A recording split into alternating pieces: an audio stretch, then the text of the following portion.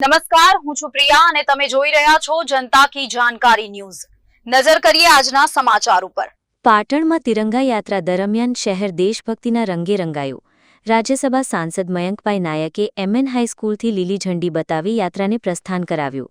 હજારો નાગરિકો, શાળાના વિદ્યાર્થીઓ, અધિકારીઓ અને અગ્રણીઓ પદયાત્રા સાથે જોડાયા। દેશભક્તિ ગીતોના સ્વરો સાથે આખું પાટણ રાષ્ટ્રપ્રેમના જયઘોષથી ગુંજી ઉઠ્યું। યાત્રા પ્રગતિ મેદાન ખાતે પૂર્ણ થઈ, જ્યાં ભવ્ય સમારોહ યોજાયો। રિપોર્ટ અનિલ રામાનુજ, રાધનપુર।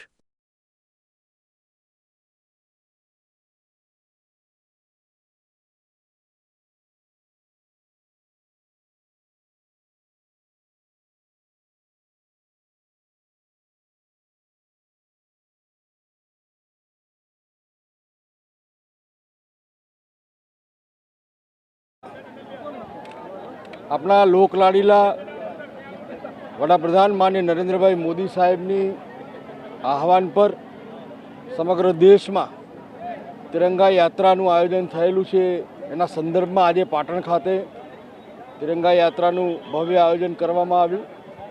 તેમાં બધા જ લોકો ખૂબ મોટી સંખ્યામાં જોડાયા અને દેશ માટે જેમને કુરબાની આપી છે, શહીદી વોરિસ, એમને પ્રત્યે શ્રદ્ધાંજલિ અર્પવામાં આવી અને દેશ માટે અત્યારે જીવનારા આપણા વીર જવાનો એમને પણ એમનો આભાર વ્યક્ત કરવામાં આવ્યો।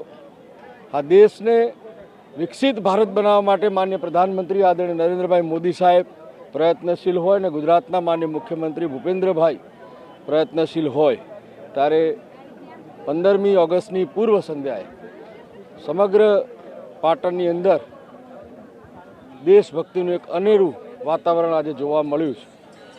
આ યાત્રામાં જોડાયેલા તમામ લોકોને હું હૃદયથી આભાર માનું છું અને અભિનંદન આપું છું અને દરેક આ રાષ્ટ્રધ્વજ પોતપોતાના મકાન ઉપર લગાવવાના છે અને રાષ્ટ્રભાવના પોતાના અંદર જે જાગૃત થયેલી છે એ સતત લોકોના મનમાં રહે।